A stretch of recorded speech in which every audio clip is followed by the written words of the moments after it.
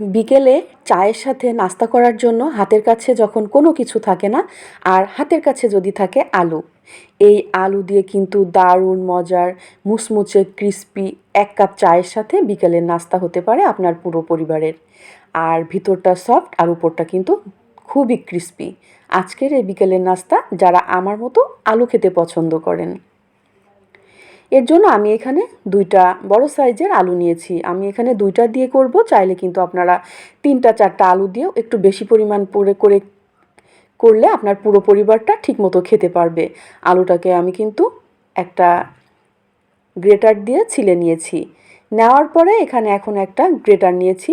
এই আলুটাকে আমি গ্রেটারের মোটা সাইডটাকে দিয়ে আমি আলুটাকে কুচি করে নিচ্ছি। আমি এখানে গ্রেটার দিয়ে কুচি করে নিচ্ছি, আপনারা কিন্তু চাইলে বটি দিয়েও কুচি করে নিতে পারবেন। আলুটাকে আমি খুব ভালোভাবে গ্রেটার দিয়ে কুচি করে নিলাম। নেওয়ার পরে কিন্তু এই আলুটাকে আমি আর ধুয়ে নিব না, যেহেতু আমি আলুটা ছিলে নেওয়ার সময় ধুয়ে নিয়েছিলাম।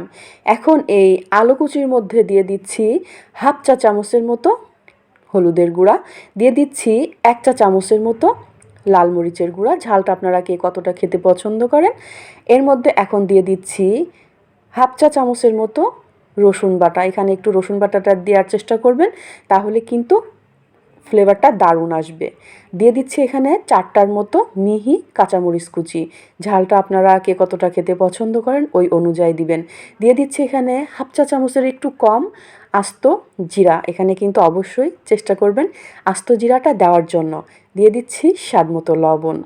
দেওয়ার পরে এখন ভিতরটা একটু সফটের জন্য দিয়ে দিচ্ছি এখানে 2 টেবিল চামচের মতো বেসন, আর দিয়েছি এখানে 2 টেবিল চামচের মতো চালের গুঁড়া।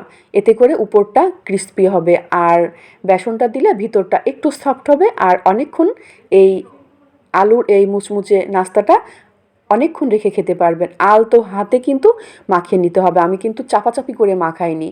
এখন আমি একটা সাইজ করে এটাকে ভেজে নেওয়ার জন্য অপর পাশে আমি চুলায় তেলটা খুব ভালো মতো কিন্তু গরম করে নিয়েছি। তেলটা কিন্তু আপনাকে ডুবোতল করে নিতে হবে। এখন একটা একটা করে আমি পুরো প্যানটাকে এই আলুর এই নাস্তাটাকে দিয়ে দিচ্ছি। দেওয়ার পরে চুলার আঁচটা একটুখানি মিডিয়াম করে দিতে হবে, এতে করে আর খুব বেশি কিন্তু সময় লাগবে না এই আলুর এই মুচমুচে নাস্তাটা ভাজার জন্য। এখন এক সাইড হয়ে গেলে আর এক সাইডটাকে উল্টে দিচ্ছি। আমি আপনাদেরকে কিন্তু স্ক্রিনে দেখিয়ে দিচ্ছি যে আমি আলুর এই মুচমুচে বিকেলের নাস্তাটা আমি কিভাবে তৈরি করছি। দারুণ একটা গোল্ডেন কালার আসলে আর এক পাশে উল্টে দিতে হবে।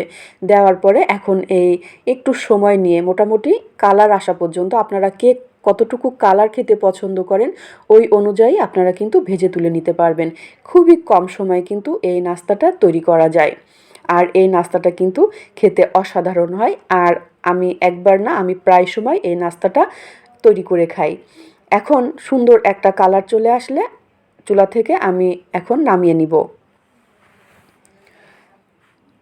একটু ক্রিস্পি করে নিচ্ছি আমি, আর একটু গোল্ডেন কালার করে নিচ্ছি, এতে করে দেখতেও ভালো লাগবে, খেতেও ভালো লাগবে, আর এই নাস্তাটা কিন্তু একটু মুচমুচে থাকবে অনেকক্ষণ সময়। এখন গোল্ডেন কালার হয়ে গেলে আমি এই মুচমুচে নাস্তাগুলোকে তুলে নিচ্ছি।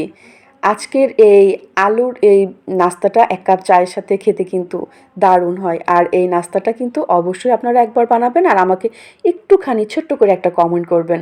আর সহজ রেসিপি পেতে পেজটাকে ফলো করে পাশে থাকবেন। আজকের মতো বিদায় নিচ্ছি। ভালো থাকবেন সবাই। আল্লাহ হাফেজ।